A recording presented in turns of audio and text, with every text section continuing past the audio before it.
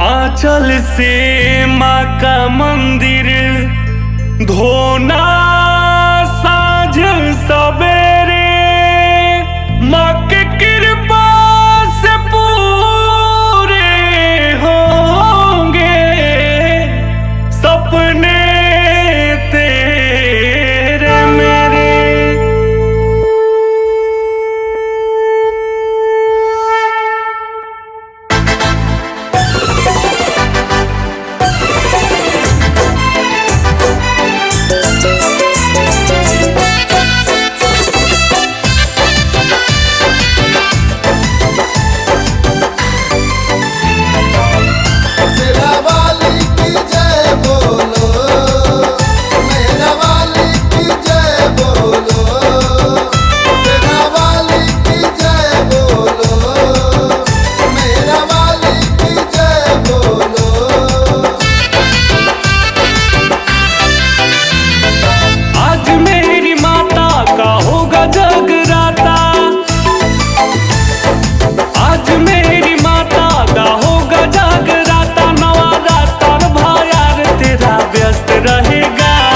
व्यस्त रहेगा माता रानी के भक्ति में मस्त रहेगा, शेरा वाली की भक्ति में मस्त रहेगा।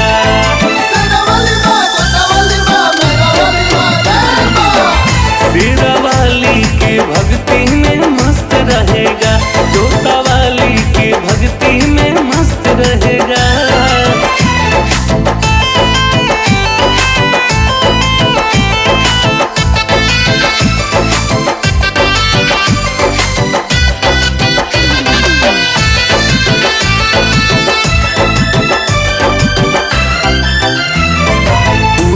पंडाल में तू अबू न का, मैया के चुनरी चढ़बू न का। माई दुर्गा के होई कृपा, रुकी है न आवे से मम्मी पापा।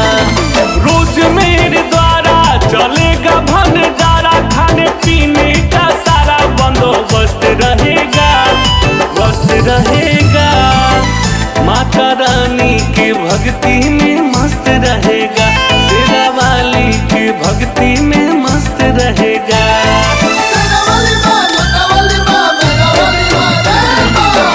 शेरा वाली की भक्ति में मस्त रहेगा, तोता वाली की भक्ति में मस्त रहेगा।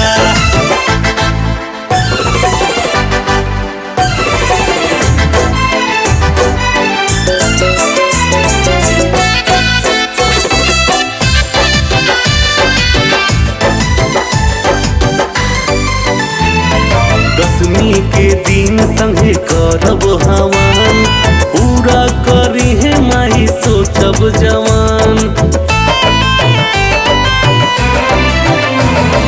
लक्ष्मण सुजीत गीत गा के माँ का, माथे बांधी चुनरी करेंगे भांगड़ा। जिला जवार के दिखेंगे आंख फाड़ के, जश्न कुछ ऐसा जबरदस्त रहेगा, मस्त रहेगा। शेरा वाली के भक्ति में मस्त रहेगा, जोता वाली के भक्ति में मस्त रहेगा।